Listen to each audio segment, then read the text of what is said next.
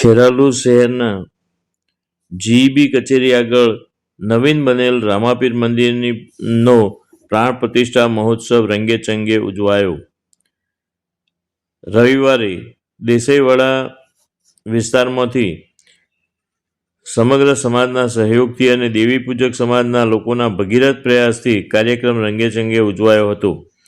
રવિવારે સવારે નિજ મંદિરથી પૂજા વિધિ પછી 2 ડીજે સાઉન્ડ સિસ્ટમ સાથે પુરુષો અને મહિલાઓ સહિત 4 બગીઓમાં દાતાશ્રીઓને બેસાડી ગરબે રમતા ઝૂમતા શોભાયાત્રા નીકળી હતી.